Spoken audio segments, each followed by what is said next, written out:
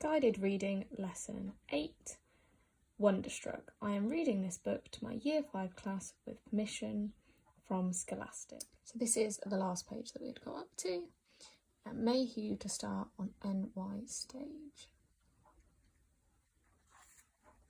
So if you're making the links now, this is the show that Rose was watching Lillian Mayhew in the cinema. So what can you see here? Whose arms are these? Just answer these questions in your head.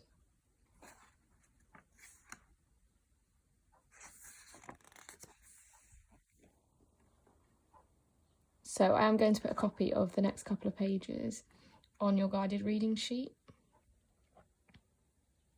So it might be a good idea to pause the video here so you can have a really good look at everything on the page. So this is the scrapbook.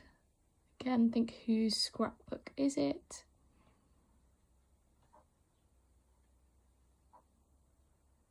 What do we know about Lillian Mayhew from this?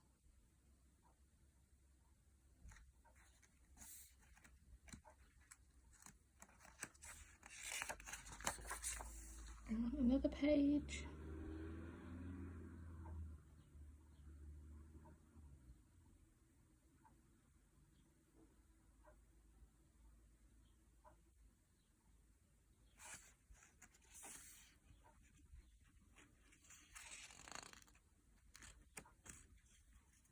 Put the headlines.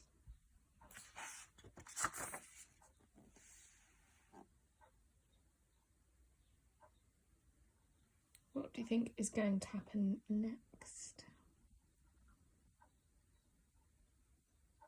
How do you think Rose is feeling in this moment? Let's look at her expression.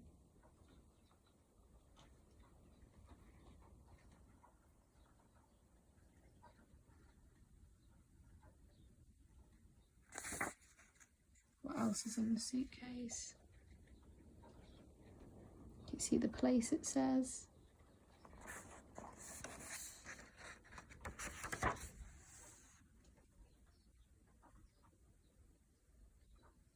Happy birthday, Rose. Love, Walter.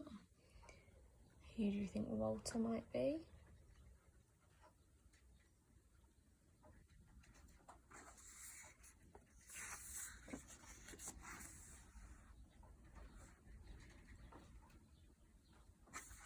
Where do you think Rose might be going?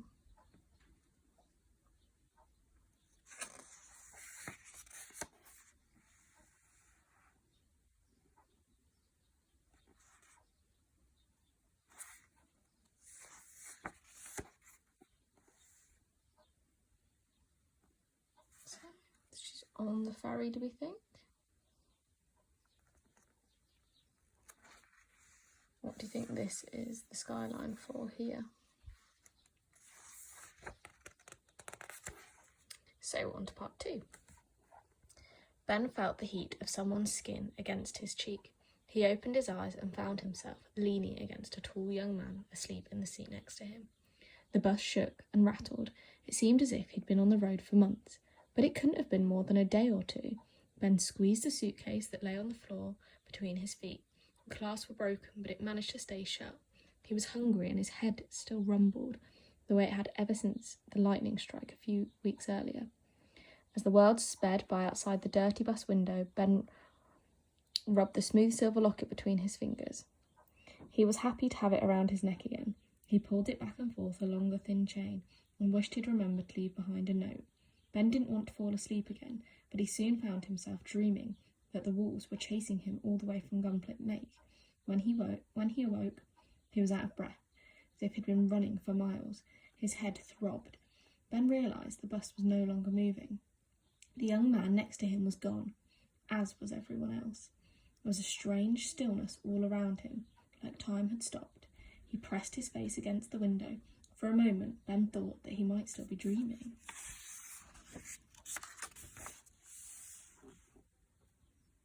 Welcome to New York.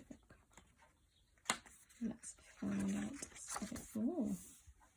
So how do you think Rose is feeling at this very moment? So she's left her house, she's on her own, and she's just arrived in New York.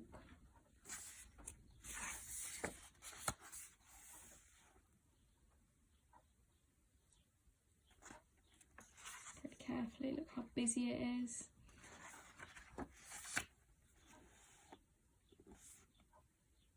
Again, how do you think she's feeling now? She looks very different here compared to what she did in her house.